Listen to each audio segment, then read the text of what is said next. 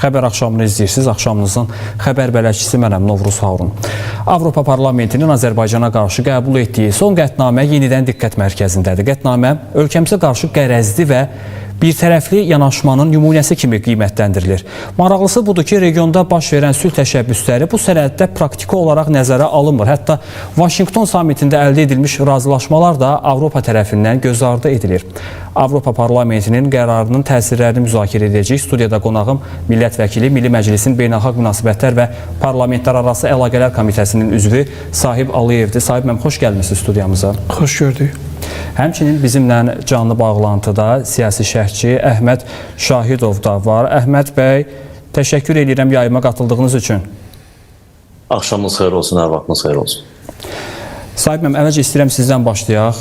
Növbəti dəfə yenə Avropa Parlamentindən Azərbaycanla bağlı qərəzli bir müzakirələr və bir qərar. Azərbaycan Milli Məclisi buna sərt reaksiya verdi və bəyanatla çıxış elədi. Ümumiyyətlə, bu qətnaməni necə qiymətləndirirsiniz və bu regionda sülh prosesinə necə təsir edə bilər?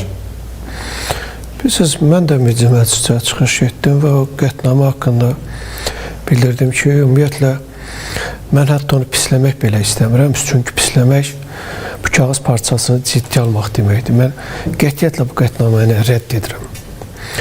Nəyə görə rədd edirəm? Birinci, ona görə rədd edirəm ki, Avropa Parlamenti Azərbaycanla bağlı belə bir qətnamə, belə bir məzmunda sənəd qəbul etməklə öz səlahiyyət çərçivəsini aşır. Biz Avropa Birliyinin üzvü deyilik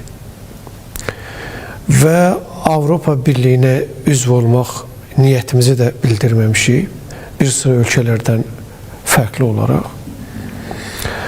Bu səbəbdən tutaq ki, hətta Avropa Parlamentinin o qətnaməsində tutaq söz azadlığı ilə bağlı, insan haqları ilə bağlı ki, problemlər var.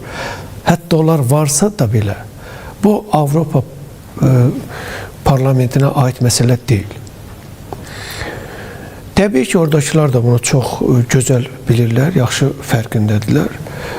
Və nəzərə alsaq ki, bu parlamentdə kimlər mandat alıblar? Siz heç uzun bir müddət deyil, bundan əvvəl gördünüz, həmən parlamentin vitse-spikeri, orada komitə sədri, insan haqları məsələsi ilə məşğul olan komitənin sədri, korrupsiyada ittiham olundular. Bir neçə 5-6 deputat o cür korrupsiyada ittiham olundu. Onların bəziləri tutulub. Bu parlamentin vitse-spikeri ev tustağıdır. Digərlərinə də bağlı cinayət işləri davam etdirilir. Bu parlamentdə dəfələrlə Rusiyaya işləyən agentlərin olduğu ifşa edilibdir. O zaman hələ Böyük Britaniyada Avropa Birliyinə üzv olanda Böyük Britaniyanın 2 parlamentarisi, Macarıstanın parlamentarisi, Avstriyanın parlamentarisi məhz belə bir əlaqədə şübhəli biliniblər, onların bəziləri yenə həbs olunubdur. Avropa Parlamentində 8 fraksiya var. Siz o 8 fraksiyaya baxsanız, o 8 fraksiyadan cəmsi 3-ü Avropada bu İslamofobiyaya qarşıdırlar, açıq İslamofobiyaya. Yerdə qalan o 5 fraksiya, 5-i də fürsət düşdü-düşmədi İslamofob mövqe ortaya qoyur. Yəni, söhbət belə bir yığınaqdan gedir. O baxımdan da Avropa Parlamentinin ümumiyyətlə Azərbaycanda insan haqları ilə bağlı, söz azadlığı ilə bağlı, digər məsələlərlə bağlı nəsə qətnamə qəbul etməyə haqqı yoxdur. Amma indi siz deyə də bilərsiniz ki, yaxşı belə bir ciddi alınmırsa, adi bir kağız parçasıdırsa, niyə onda Milli Məclis hər dəfə buna reaksiya verir? Bilirsiniz, bu reaksiya ona görə verilmir ki, doğrudan da biz Avropa Parlamentinin bu qətnaməsindən öz ölkəmiz üçün hansısa bir təhlükə görürük. Avropa Parlamentinin, baxın, bir neçə ay deyil, qətnaməsi vardı. Deməli, Avropa İttifaqına üzv olan ölkələrə Azərbaycanla əməkdaşlığı qadağan edirdi. Çağırış vardı ki, Azərbaycanla hərbi sahədə əməkdaşlıq etməyin. Biz Avropa İttifaqının ən belə sözü keçən üzvlərindən biri. İtaliya ilə hərbi sahədə əməkdaşlıq edirik, etmirik. Çexiya ilə edirik, etmirik. Bu yaxınlarda Azərbaycan Prezidenti Cənab İlham Əliyevin Slovakiyaya səfəri oldu. Bəli. Orada o səfər zamanı bəlli oldu ki, biz Slovakiya ilə nəinki hərbi sahədə əməkdaşlıq edirik, bunu dərinləşdirəcəyik, birgə əməkdaşlıq halına gətirəcəyik və eyni zamanda sadəcə söhbət oradan hər hansı bir silah ixracından, texnika ixracından getmir. Texnologiya ixracından gedir. Yəni biz birgə müəssisə şəklində fəaliyyət göstərəcəyik. Bu da ortadakı reallıq. Bu sadəcə təbii ki, Azərbaycan cəmiyyəti də görməlidir. Avropanın özündəkilər də, o ünsürlər özləri də görməlidirlər ki, yəni onların bu cür addımları qəzəblə qarşılanır Azərbaycanda, nifrətlə qarşılanır və bir sıra hallarda da bizim o məşhur karvanla bağlı bir məsələmiz var. O cür qarşılanır.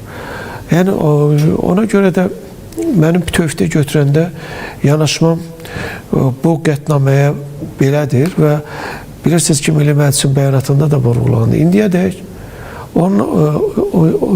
ondan artıq belə qətnamə qəbul edilibdir. Ümumiyyətlə, Azərbaycan öz torpaqlarını azad etməyə başladığı gündən Avropa Parlamentinin ölkəmizə yanaşmada açıq düşmənçilik kimi qiymətləndiriləcək belə qətnamələrini biz görürük ard-arda və siz təsəvvür edin ki, belə bir qətnamə qəbul edirlər. Azərbaycan torpaqlarını azad edir, ona qarşı qətnamə var. Azərbaycan suverenliyini təmin edir, ona qarşı qətnamə var. Xankəndindəki o miyadsumçu rejim, bu hərbi cinayətkarlar, terrorçular, bunlarla bağlı qətnamə qəbul edilir və onların əsir adlandırılıb buraxılması tələb olunur. İndi Avropa Parlamentinin bu növbəti dekabrın 18-ci qətnaməsində ki, o 4 adamın adı çəkilir ki, bunlar azad edilməlidir. Bunlara qarşı ədalətsizliyə yol verilib. Əgər Avropa Parlamenti bizim əsas milli məsələlərimizdə bu məntiqdən çıxış edirsə, bu nəyi göstərir? Bu göstərir ki, həmən adamlarda eyni ilə Azərbaycana qarşı o miyadsumçu rejim kimi, o rejimin təmsilçiləri kimi fəaliyyət göstərən ünsürlərdir. Əksinə Avropa Parlamenti bu qətnaməsi ilə onları ifşa edir. Ola bilər ki, cəmiyyətdə onlara qarşı irəli sürülən ittihamlarla bağlı kimdəsə az-çox şübhə vardı, artıq o şübhə də aradan qaldırılır. Yoxdur o şübhə. Və indi siz baxın, necə olur ki, Azərbaycanın Dövlət Təhlükəsizlik Xidmətinin məmurlarla bağlı, icra hakimiyyəti başçıları ilə bağlı o apardığı araşdırmalar hamısı obyektiv olur, obyektivi təsdiqlənir. Amma Azərbaycan dövləti əleyhinə işləyən ünsürlərlə bağlı ifşalarına şübhə ilə yanaşılır. Nətər olur? Bu hansı məntiqə sığır? Yəni, açıq aydın bilirsiniz, hər şey ortadadır. Bəli. Digər diqqət çəkən məqamlardan da biri, elə girişdə də vurğuladım. Əhməd müəllim, sülh prosesi ilə bağlı, xüsusilə Vaşinqtonda əldə olunan razılaşmaların, ümumiyyətlə, məlum məsələdir ki, Avropa İttifaqı ilə ABŞ arasında ziddiyyət həmişə mövcuddur. Lakin bu qədər açıq şəkildə artıq bundan narahatlığın ifadə edilməsi bu sülh prosesinə necə təsir eləyəcək sizcə, həmçinin Azərbaycan-Avropa İttifaqı münasibətlərinə? Bəli, mən də Sahib müəllimin fikrinin davamı olaraq bildirmək istəyirəm ki, ümumiyyətlə Avropa İttifaqı, Brüssel, hələ uzun illərdir Azərbaycana qarşı qərəzli mövqeyini dəfələrlə, xüsusən də həssas dönəmlərdə ifadə edib və bir tərəfli siyasət yeridib və xüsusən də bu ilin 8 avqust tarixindəki Ağ Evdə hamımız Ermənistan və Azərbaycan arasında tarixi bir razılaşmaya şahidlik elədik. Bu artıq Amerika Birləşmiş Ştatlarının Cənubi Qafqazda təşəbbüsü ələ aldığını göstərir. Təkcə Rusiyanı və digər maraqlı ölkələri bölgədən sıxışdırıb çıxarmadı. Eyni zamanda Avropa İttifaqının da Cənubi Qafqazla planları ikinci plana keçdi. Çünki bilirsiniz Ermənistan Azərbaycan arasında sülh danışıqları ən yüksək səviyyədə həm Moskvada, həm Vaşinqtonda, həm Brüsseldə, Praqada dəfələrlə baş tutmuşdu. Təəssüflər olsun ki, heç bir real nəticə yox idi. Mən Vaşinqtonda bu Biden administrasiyası dövründəki görüşləri nəzərdə tuturam, amma məhz Trumpın zamanındakı konkret nəticələr əldə olundu. Bu Avropa İttifaqının artıq Cənubi Qafqazla bağlı fəaliyyətlərini ikinci plana keçirdi. Hərçənd Avropa İttifaqının əksər ölkələri Donald Trumpın, ABŞ-ın bu sülh təşəbbüsünü dəstəklədiklərini bildirsələr də, amma ondan sonraki həftələrdə, aylarda atılan addımlar həm Avropa İttifaqı ilə Ermənistan arasında yeni strateji əməkdaşlıqla bağlı sazişin imzalanması və Avropa İttifaqının ötən gün Azərbaycana qarşı bu qərəzli qətnaməsi bir də onu göstərir ki, əslində Avropa İttifaqının məqsədi heç də Cənubi Qafqazda sülhə nail olmaq deyil. Əslində bir tərəfli olaraq Ermənistanı dəstəkləməklə əslində bu sülh prosesini ya birbaşa pozmağa yönəlir və ya daha çox Ermənistanın xeyrinə imzalanacaq sülh müqaviləsində Ermənistanın xeyrinə müddəaların daxil edilməsidir. Burada bilirsiniz ki, Avropa İttifaqı ilə Ermənistan arasında imzalanmış yeni sazişdə ümumiyyətlə Ağ Evdə əldə olunmuş razılaşma, Trump koridoru, Trump marşrutu ilə bağlı heç bir müddəa yoxdur. Sanki belə bir hadisə baş verməyib. Oysa Azərbaycanla Ermənistan arasında ciddi bir razılaşma var. Artıq Azərbaycan bu razılaşmadan sonra öz ərazisini Ermənistana daşınan yük daşımalarında tranzit marşrutunu artıq icazə verib Qazaxıstandan tonlarla buğda Azərbaycan ərazisindən keçərək Ermənistana keçib. Ötən gün artıq Azərbaycandan neft məhsulları Ermənistana daşınıb. Bununla bağlı baş nazir Nikol Paşinyan hətta öz sosial hesabında, sosial şəbəkə hesabında paylaşım edib. Bütün bu nailiyyətlərin, bütün bu sülhə aparan addımlar Avropa İttifaqı tərəfindən görməzlikdən gəlir. Hələ də Avropa İttifaqının mülki missiya adı altında yarı hərbiləşdirilmiş 200-ə yaxın şəxsi heyəti Ermənistan ərazisindədir. Orada güya sərhəddi monitorinq eləyirlər və belə bir fon yaratmağa çalışırlar ki, hələ də tərəflər arasında münaqişə riski var. Hərçənd ki, Ermənistan baş naziri bir tərəfdən bildirir ki, artıq sərhəddə həm Azərbaycan, həm Ermənistan hərbiçiləri bütün dəbilqələri çıxarıblar, silahları gülləsiz daşıyırlar. Bu demək ki, qarşılıqlı etimad var. Artıq bir ildən artıqdır müddətdir ki, sərhəddə hər hansı bir insident yaşanmır. Amma həmin o mülki missiyanın, Avropa İttifaqı missiyasının sərhəddə saxlanılması bu eyni zamanda bir hələ də münaqişənin bitmədiyi görüntüsünü yaratmağa çalışır. Amma reallıq başqadır. Reallıq odur ki, artıq dekabrın 1-dən ATƏT Minsk qrupu rəsmən öz fəaliyyətini ləğv elədi. Bu artıq belə bir münaqişənin mövcud olmadığını, Cənubi Qafqazda artıq sülh atmosferinin qarşılıqlı etimad mühitinin formalaşdığını göstərir. Qarşılıqlı səfərlər var, media nümayəndələri qarşılıqlı səfərlər edirlər, vətəndaş cəmiyyəti nümayəndələri, dövlət rəsmiləri, artıq Ermənistanın yüksək rütbəli rəsmiləri Bakıya gəlirlər, Qəbələdə görüşlər keçirilir, dövlətlər arası komissiya. Yekun sülh sənədinin imzalanması da çox güman ki 2026-cı ilin ikinci yarısında baş tutacaq. Çünki nəzərə alsaq ki, hələ iyun ayında Ermənistanda parlament seçkiləri keçiriləcək. Bundan sonra artıq yekun sülh sənədi imzalanacaq. Bütün bu uğurlar, bütün bu nailiyyətlər sanki Avropa İttifaqı tərəfindən görməzdən gəlinir. Yenə də bir tərəfli olaraq Ermənistana dəstək göstərmək, maliyyə yardımı, siyasi strateji dəstək göstərməklə belə bir fon yaradılmağa çalışır ki, Cənubi Qafqazda münaqişə bitməyib və paralel olaraq da Azərbaycana qarşı qərəzli qətnamələr qəbul edilir. Və mən bir məqamı altını çizmək istəyirəm. Hörmətli sahib müəllim bildirdi ki, bəli, Avropa İttifaqının ayrı-ayrı ölkələri ilə Azərbaycan arasında çox strateji münasibətlər var. Silah, müdafiə sənayesi sahəsində, iqtisadi, ticari, siyasi sahələrdə.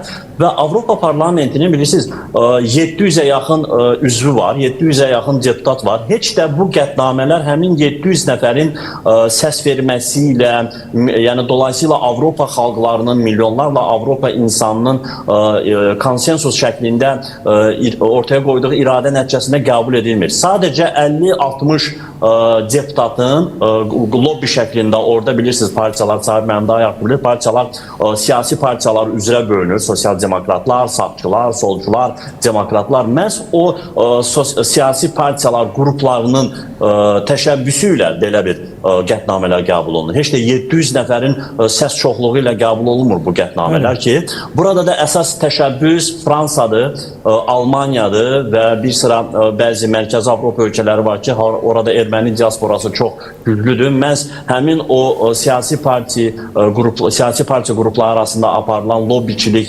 nəticəsində belə bir qərarlar qəbul olunur. Amma reallıqda həmin o ölkələri təmsil edən deputatlar ki, belə bir səs vermədə iştirak edirlər, onların mənsub olduğu ölkələrlə Azərbaycan arasında iki tərəfli münasibətlər çox yüksək səviyyədədir və bu sənədlər sadəcə kağız üzərində qalır. Heç bir siyasi mexanizmə sahib deyil, sadəcə siyasi təzyiq vasitəsilə belə bir təbliğat xarakterlidir. Çünki uzun illərdir həm Avropa Parlamentində, Brüsseldə, həm Avropa Şurası Parlament Assambleyasında Azərbaycana qarşı belə qərəzli sənədlərin biz şahidi olmuşuq. İndi yanvarda Aşpanın yenə də qış sessiyası öz işinə başlayacaq. Orada da Azərbaycana qarşı belə qərəzli qətnamələrin qəbul olunması gözlənir. Bunun bir məqsədi var. Azərbaycan 2020-ci ildə öz torpaqlarını işğaldan azad etməklə Cənubi Qafqazda, ümumiyyətlə regionda siyasi reallığı dəyişdi və bugün öz şərtlərini diktə eləyir və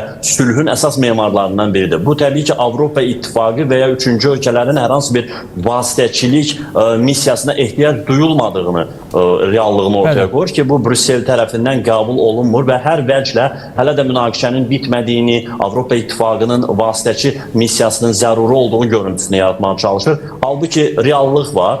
Azərbaycan-Ermənistan arasında birbaşa dialoq var artıq. Həm siyasi səviyyədə, həm hökumətlər arasında birbaşa təmas var. Nə Avropa İttifaqının, nə də üçüncü ölkələrin vasitəçiliyinə artıq ehtiyac qalmır. Elə bu istiqamətdə mövzumuzu, müzakirəni yenidən davam etdirəcəyik. Elə bu mövzu ilə bağlı Realın Avropa bürosundan Xatirə Sərdar qızının da bir şərhi var. İstəyirəm onu izləyək, daha sonra davam edəcəyik. Salam Novruz, axşamınız xeyir olsun. Bəli, Avropa Parlamentində Azərbaycana qarşı müşahidə olunan qərəzin əsas səbəbi Avropanın Trump administrasiyasının vasitəçiliyi ilə formalaşan Azərbaycan-Ermənistan sülh prosesindən kənardan qalmasıdır. Məhz bu kənarda qalma fonunda Avropa Parlamenti siyasi tribuna kimi istifadə olunur və Brüssel-Paris formatı süni şəkildə önə çəkilməyə çalışılır. Burada problem sülhün əslində özü deyil, sülh prosesində Avropanın mərkəzi rol almamasıdır. Bu narazılıq Avropa Parlamentinin qəbul etdiyi Azərbaycana qarşı qətnamədə də açıq şəkildə özünü göstərir. Sənəddə əsas vurğu insan hüquqları üzərinə yönəlsə də yanaşma tam qərəzlidir. Tarixi kontekstdə nəzər salsaq görərik ki, hələ 2020-ci ildən əvvəl də Avropa Parlamenti Azərbaycanın ərazi bütövlüyü məsələsində ardıcıl və birmənalı mövqe ortaya qoymadı. İşğal faktını açıq şəkildə ifadə etmədi, Ermənistanın məsuliyyətə cəlb olunmasını istəmədi. Amma eyni zamanda Ukrayna, Gürcüstan və Moldova məsələsində tam fərqli prinsipial yanaşma ortaya qoydu, nümayiş etdirdi. Bu isə illərdir davam edən ikili standart siyasətinin bariz nümunəsidir. Yeni qəbul olunan qətnamə də həmin xəttin davamıdır. Azərbaycana qarşı siyasi təzyiq ritorikası gücləndirilir, lakin paralel olaraq Ermənistanda da onlarla müxalifətçi, ictimai fəal, dini xadim və jurnalist siyasi motivlərlə həbs olunduğu halda Avropa Parlamenti buna faktiki olaraq göz yumur. Nə dinləmələr keçirir, nə də hər hansı bir sənəd qəbul olunmur Ermənistana qarşı. Xüsusilə diqqət çəkən məqamlardan biri isə Ruben Vardanyan məsələsidir ki, Avropa Parlamenti Azərbaycanı güya müharibə cinayətkarını azad etməyə çağırır. Halbuki Vardanyan Ermənistan ordusunu və onun hərbi əməliyyatlarını maliyyələşdirən əsas fiqurlardan biri olub. Yəni Avropa bir tərəfdən müharibə əleyhinə ritorika aparır, digər tərəfdən isə regionda silahlı qarşıdurmanı maliyyələşdirmiş şəxsin müdafiəsinə qalxır. Bu açıq siyasi ziddiyyətdir və ikili standartın göstəricisidir. Eyni seçici yanaşma sanksiyalar məsələsində də özünü göstərir. Avropa Azərbaycan gəmilərinə sanksiyalar tətbiq edir. Səbəb kimi isə güya Rusiyaya qarşı sanksiyalardan yayınma iddiaları irəli sürülür. Amma eyni zamanda Avropa özü Rusiyadan nefti dolayı yollarla almağa davam edir. Boru kəməri ilə qaz axışı azalsa da, maye qaz idxalı əhəmiyyətli dərəcədə artırılır. Yəni, faktiki olaraq Rusiya ilə enerji ticarəti davam edir. Amma bu prosesdə Azərbaycan hədəfə çevrilir. Prinsiplər universal deyil, seçici şəkildə tətbiq olunur. Bununla yanaşı vacib bir məqamı xüsusi vurğulamaq lazımdır ki, Avropa Parlamentində qəbul olunan bu cür qətnamələrin Avropa İttifaqı üçün heç bir hüquqi öhdəliyi yoxdur. Yəni bu sənədlər icra mexanizminə malik deyil və Azərbaycana hüquqi baxımdan heç bir təsir göstərmir. Onlar yalnız siyasi bəyanat xarakteri daşıyır. Nəticə itibarilə Azərbaycan bölgədə real və davamlı sülhə yönəlmiş siyasətini davam etdirir. ABŞ vasitəçiliyi ilə ilərləyən sülh prosesi milli maraqlara, beynəlxalq hüquqa və regional sabitliyə əsaslanır. Avropanın bu prosesdən kənar qalması və bunu Avropa Parlamenti üzərindən kompensasiya etməyə çalışması reallığı dəyişmir. Çünki Azərbaycan öz yolundadır. Bu yol sülh yoludur, bu yol suverenlik yoludur, milli maraqlar yoludur və bu yolda nə qərəzli qətnamələr, nə də ikili standartlar dayana bilməz Novruz. Mənim bu saata çatdıracaqlarım bunlar idi. Söz səndədir.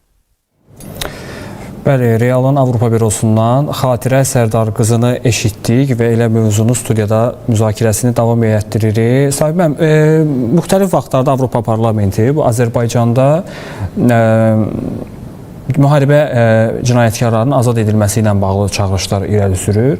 Əslində bu Azərbaycan daxili işinə qarışmaq sayılır. Bunu necə qiymətləndirmək olar?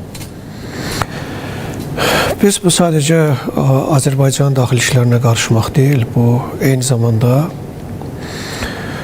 beynəlxalq hüquqa hörmətsizlikdir, beynəlxalq normalara hörmətsizlikdir. Hərbi cinayətkar hər yerdə hərbi cinayətkardır, terrorçu hər yerdə terrorçudur, onun yaxşısı və pisi olmur. Amma açıq aydın görünür ki, bu məsələdə də o parlamentdə biraz fərqli fikirdədirlər. Bilirsiniz, əslində indi toxunuldu. Mən fikirləşmirəm ki, Avropa parlamentindəkilər ümumiyyətlə Ermənistanın maraqlarından çıxış edirlər. Ermənistanın maraqlarından çıxış etsə idilər. Orada az öncə toxunuldu, bayaq biz diqqət yetirdiyimiz şərtdə. Ermənistanda bu dəqiqə hakimiyyətlə kilsə arasında dərin ziddiyyətlər var. Bilirsiniz ki, 3 arxiyepiskop, 1 yepiskop həbs edilibdir. Digər həbslər var. Ən böyük iş adamlarından biri Taşir Samvel deyilən Samvel Karapetyan həbs edilib və başqa həbslər də gözlənilir qarşıda. Əsas bu hakimiyyət kilsə ziddiyyəti Ermənistanı kütbləşməyə aparır. Əgər doğrudan da Ermənistana canları yansaydı, bununla bağlı səslərini çıxarardılar. Və yaxud biz gördük ki, Avropa İttifaqı ilə Ermənistan arasında o strateji tərəfdaşlıq gündəliyi deyilən bir sənəd vardı. O sənəddə o sülh əleyhinə narrativlər meydana çıxan kimi bu regionda sülhdə ən çox maraqlı olmayan iki qonşu, iki böyük dövlət Zəngəzur dəhlizi ilə bağlı sinxron açıqlamalar verdilər.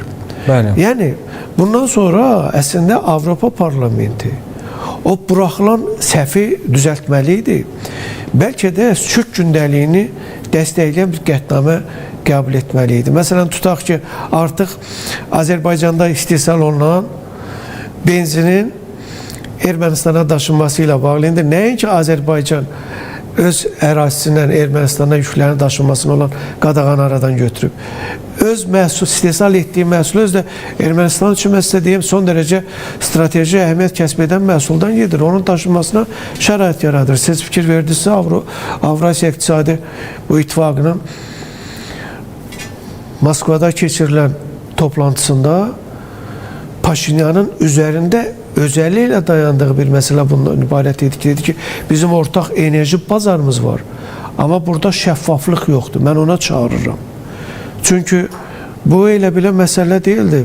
Bu məsələlərin üzərində onun xüsusi dayanması, burada proqnoza yatımlıqdan söhbət salması, bərabər hüquqluqdan söhbət salması. O deməkdir ki, Ermənistan gözləyir ki, özelliklə də bu qış vaxtı Rusiya oraya yanacağı da dayandıra bilər və müəyyən addımlar ata bilər. Belə də siz görürsünüz Azərbaycanın rolu nə dərəcədə artır. Doğrudan da bunlar, əgər Ermənistanın maraqlarından çıxış edirlərsə bu ünsürlər, onda niyə bu sülh gündəliyinə qarşı olan belə addımlar atırlar, qətnamələr qəbul edirlər? Bu dəfəki qətnamədən söz düşmüşkən, bu qədər bu dekabrın 18-dəki qətnaməni Avropa Parlamentinin 720 üzvü var. O 720 üzvüdən 477'si dəstəkləyib, 7 nəfər əleyhinə çıxış edib, 69 nəfər isə bir tərəf qalıb. Yəni təqribən biz görürük ki 40% tövhdə götürəndə burada iştirak etməyibdir. Amma istənilən halda qətnamə qəbul olunub və bu qətnamə ilə Avropa Parlamenti Azərbaycana yanaşmada da, regionda sülh gündəliyinə yanaşmada da özünün düşməncəsinə mövqeyini ortaya qoyur. Amma bu mövqe Avropa İttifaqının qurum olaraq maraqlarına zərbə vurmaqdan başqa yaxşı heç nəyə aparıb çıxarası deyil. Siz baxın, son 5 ildə bu Avropa Parlamentinin bu dərəcədə qətnaməsi olub. Avropa İttifaqının Azərbaycan əleyhinə atdığı addımlar olub. Onlar nəyə nail oldular? Nə əldə edə bildilər? Biz öz torpaqlarımız üzərində suverenliyimizi tam təmin etdik. Biz sülhü udduq. Biz hətta Avropa Parlamentində ən çox bu məsələlərin qabardılmasında gah açıq, gah əl altdan iş görən Fransaya belə qol çəkdirdik, Fransaya belə razılaşdırıldıq Minsk qrupunun buraxılması ilə bağlı. Bəli. Razılaşdırdıq, fakt qarşısında qoyduq. Yəni, deməyim budur ki, bunların bu cür addımları sadəcə və sadəcə Azərbaycan cəmiyyətinə özlərini daha aydın şəkildə təqdim etməkdən başqa yaxşı özləri üçün heç nə vəd etmir. Və ola bilər Azərbaycan cəmiyyətində, özəlliklə də bizim gənclərdən kimsə onlara doğrudan da bir demokratik dəyərlərin daşıyıcıları kimi yanaşırdılarsa, kimsə fikirləşirdilərsə, onlar doğrudan da insan haqları düşündürür, söz azadlığı düşündürür. Artıq açıq aydın görürlər ki, yox, söhbət bizə, bizim inkişafımıza, bizim sülh əldə etməyimizə, bizim torpaqlarımızı azad etməyimizə, bizim suverenliyimizi təminə, düşməncəsinə yanaşan bir yığınaqdan gedir. Ona görə də təbii ki, bütün bunlar, bir daha vurğuluyorum, onlara öz məqsədlərinə çatmaları üçün zərrə qədər də olsun fürsət buraxmır. Azərbaycanın Avropa İttifaqının 10 üzvü ilə strateji tərəfdaşlıq anlaşması var. Azərbaycanın Avropa İttifaqının elə üzvləri var ki, onlarla əlaqəsi həmən dövlətlərin digər üz dövlətlərinin əlaqəsindən daha yaxındır, daha çox qarşılıqlı faydaya dayanır. Demək olar ki, tamamilə ziddiyyətsiz əlaqələrdir və bir çox məsələlər, o sıradan da beynəlxalq məsələlərə, regional məsələlərə yanaşmada onların bizim dövlətlə maraqları daha üst-üstə çox üst-üstə düşür. Mövqeləri daha çox üst-üstə düşür. Nəinki eyni qurumda yer aldıqlarının. Ona görə də siz görürsünüz Amerika Birləşmiş Ştatlarının yeni milli təhlükəsizlik strategiyasında Avropa Birliyinin gələcəyi ilə bağlı necə bədbin proqnozlar yer alır. Bu proqnozlar bu cür hərəkətlərə dayanır.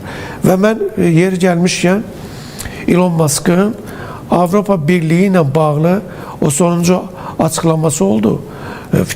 Bax, belə addımlardan sonra fikirləşsən ki, görünür o açıqlama da heç də belə deyək də əsassız açıqlama deyil. Bir çox hallarda qarşı tərəf bunun üçün fakt verir və buna imkan yaradır. Aydın. Əhməd müəllim, siz necə fikirləşirsiniz? Bundan əvvəl də təbii ki, elə qeyd olundu, Avropa İttifaqı daha bir qərəzli bir sənəd imzaladı Ermənistanla. Bu strateji tərəfdaşlıq gündəliyidir. Burada da yenə Amerika Birləşmiş Ştatlarının istər bölgəyə sülh gətirmə səyləri olsun, istər Trump Zəngəzur dəhlizi, Trump marşrutu olsun, bunlara yenə də istinad edilməmişdi. Bunlar ümumiyyətlə göz ardı edilmişdi və yenə də Azərbaycanla bağlı çox sayda qərəzli bəndlər orada öz əksini tapırdı. Digər tərəfdən görünən odur ki, Avropa İttifaqı burada Ermənistan-Azərbaycan münasibətlərində beləliklə Vaşinqtonun mövqeyini zəiflədib və Brüsseli aktiv eləmək istəyir. Siz özünüz də vurğuladığınız kimi bundan əvvəl əslində Avropa dəfələrlə cəhd eləmişdi, amma alınmadı. Görünən odur ki, əslində buna ürəkdən istəmirdilər. İndiki bu qətnaməni də nəzərə alsaq, bundan sonra proses necə dəyişə bilər? Ümumiyyətlə Avropa İttifaqının Azərbaycanla bağlı qətnaməsi, ümumiyyətlə hazırda cərəyan edən prosesləri eyni zamanda ABŞ və Avropa İttifaqı arasındakı gedən rəqabət prizmasından da baxmaq lazımdır və bu təkcə Cənubi Qafqazla bağlı deyil. Elə Ukrayna-Rusiya müharibəsində Biden administrasiyası dönəmində Avropa İttifaqı prosesin mərkəzində idi. ABŞ-la birlikdə addımlayırdı, hərəkət edirdi. Amma bugün baxırsınız ki, bu sülh planı, sülh danışıqları birbaşa Vaşinqton və Moskva arasında gedir. Sanki Avropa ölkələrini heç kim saya salmır.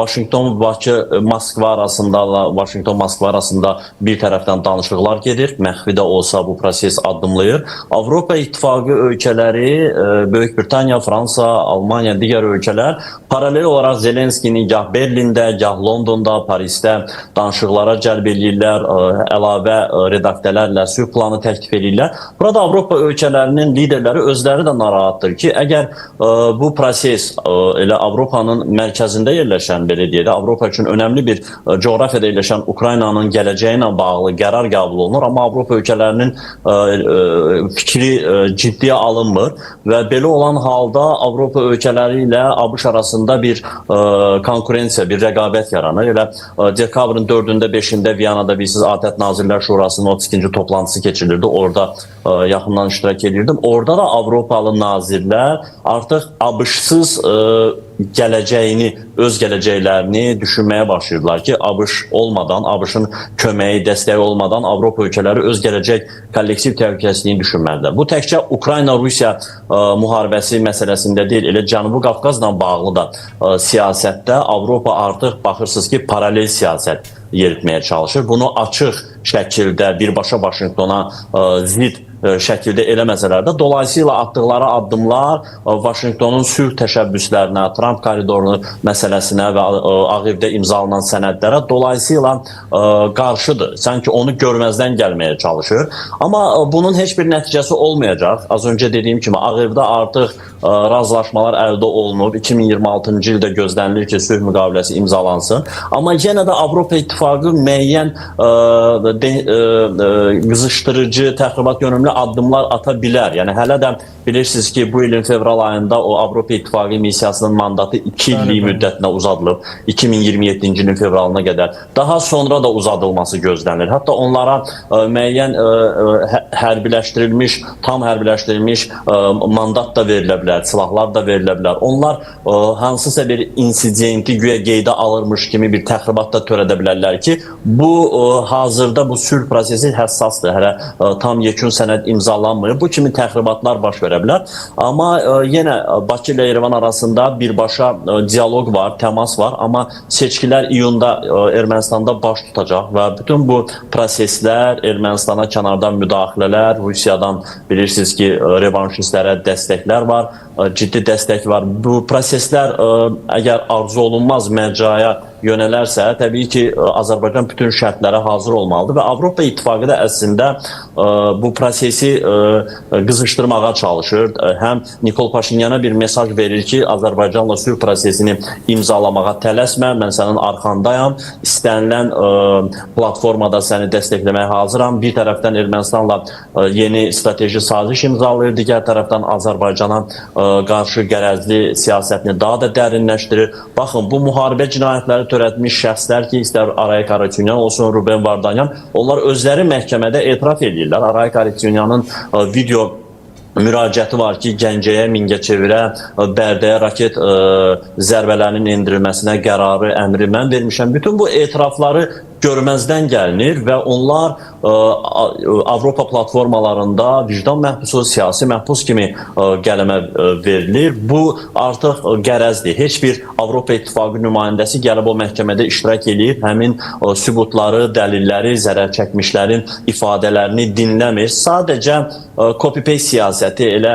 onlara verilən tezislərdən, narrativlərdən istifadə edərək, xüsusən də erməni lobbisinin o tezislərindən istifadə edərək Azərbaycana qarşı bu qərəzi davam elətdirirlər. Amma bunun bir nəticəsi olmayacaq.